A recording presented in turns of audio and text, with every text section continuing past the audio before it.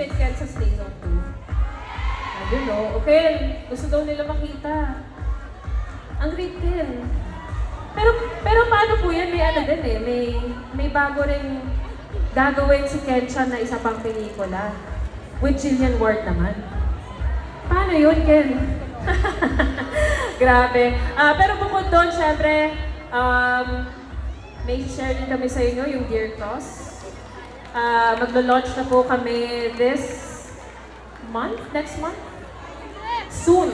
Mag-opening po yan. So, for sure, makikita-kita po tayo doon. Food trip naman ang gawin natin. Kasi minsan nakakapagod din kumanta ng kumanta. Parang dapat may kainan din. Sino dito nagugutom na? Kaya dapat talaga may Dear Claws. Kasi kailangan natin ng fuel sa ating mga ginagawa.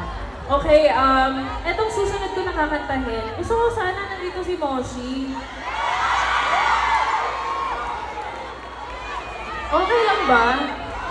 Kasi, sino gusto na kasama ko si Moshi dito sa stage? Moshi, piramin ko muna si Moshi sa stage.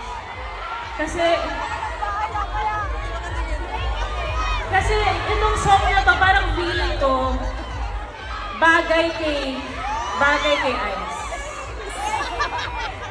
Feeling ko talaga bagay kay Ice tong song na to.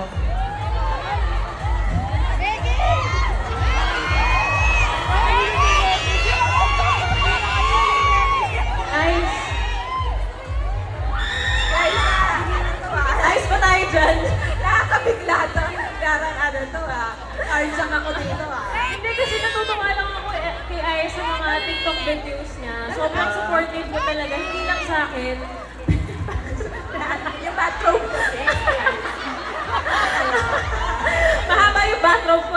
Actually, nilalapasok ko itong stage. Para sa pagdating mo, at least. Hindi, bukod din sa pagsuporta mo sa akin, syempre, nung pumasok ako sa Wide International, talagang mas naramdaman ko yung suporta mo. Oo naman, ikaw pa ba si Liza? At saka meron ako mga nakikitang videos mo rin talaga. Talaga? Parang may mga pinagpipilian ka. Eto na. Eto na, karaman mo na. Parang Okay, hindi ko na nakita. If you have one message to our guests, to the Armstrong family, what would it be? Ayun na, patingin na sa'yo.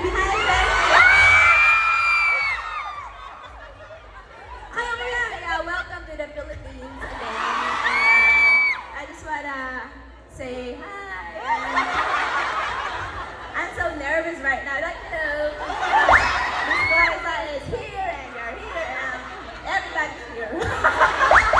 Of course, everybody's here because everybody is supporting us. Yes, siyempre Miss Liza. Ikaw yan eh. Versatile. Ako lang to, ano ba? Okay. Parang dati, fan lang ako ni Miss Liza. Ngayon nasa harap ka na sa Miss Liza. Oo, Diba? may narinig din ako magiging parte ka din daw ng isa sa mga pelikula ng Ano Wide. ba? Hindi ko pa nabalitaan. Parang susunod yata na event, siya na yung contract signing na ni Ice, no? Ay! Nakakahiya naman, Miss April. Char.